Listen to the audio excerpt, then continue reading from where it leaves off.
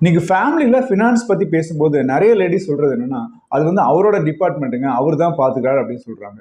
அப்படி அவரோட டிபார்ட்மெண்ட் எதுவுமே கிடையாது. ஏன்னா இன்னைக்கு வந்து ஃபினான்ஸ பொறுத்தவரைக்கும் பார்த்தீங்கன்னா, ஃபேமிலிக்கு தான் வந்து மோஸ்ட் ஆஃப் செலவுகள் நம்ம பண்றோம். அப்ப ஃபேமிலிக்குன்னு செலவு பண்ணும்போது, இன்னைக்கே நெறைய செலவுகள் இருக்கு. ஸோ ஃபியூச்சர்ல இன்னும் செலவுகள் அதிகமாகும். அப்போ வந்து பணத்த நம்ம வந்து எப்படி சேமிக்கிறது? எவ்வளோ சேமிக்கிறது? எந்த முறைகள்லாம் நம்ம சேமிக்கிறது, இன்வெஸ்ட் பண்றதுன்றத டிஸ்கஸ் பண்ணி பண்ணோம்னா, 2 பேத்துக்கும் சரியான புரிதல் இருக்கும். சம்டைம்ஸ் வந்து நம்ம ஷேர் பண்ணும்போது நம்மளுடைய வீக்னஸ் வந்து தெரியற மாரி இருக்கும். But it's okay. அது ஃபர்ஸ்ட் டைம் மட்டும் தான் உங்களுக்கு தெரியற மாரி இருக்கும். அதுக்கப்புறம் வந்து புரிதல் இன்னும் கொஞ்சம் பெட்டரா இருக்கும். ஏன்னா இன்னைக்கு வந்து நம்ம ஒரு கடன் வாங்குறோம் அப்படின்னா, நம்ம எவ்வளவு இஎம்ஐ கட்டணும்? எவ்வளோ மாசம் கட்டணும்? இந்த மாரி விஷயங்களும் நம்ம டிஸ்கஸ் பண்ணோம்னா, ஃபியூச்சர்ல ஃபேமிலிலயும் வந்து பார்த்தீங்கன்னா, செலவு செய்யும்போது இன்னும் ரெஸ்பான்சிபிளா வந்து செலவு பண்ணுவாங்க. ஸோ தேவையில்லாத செலவுகள் கண்டிப்பாக குறையும். இன்கேஸ் எல்லா விஷயத்தையும் ஷேர் பண்ண முடியாட்டி கூட, அட்லீஸ்ட் எவ்வளவு கடன் இருக்கு? எவ்வளோ இஎம்ஐ நம்ம கட்டிட்டு இருக்கோம்? அப்படின்ற விஷயங்கள் வந்து ஷேர் பண்ணிட்டா, இன்னும் கொஞ்சம் பெட்டர் அண்டர்ஸ்டாண்டிங்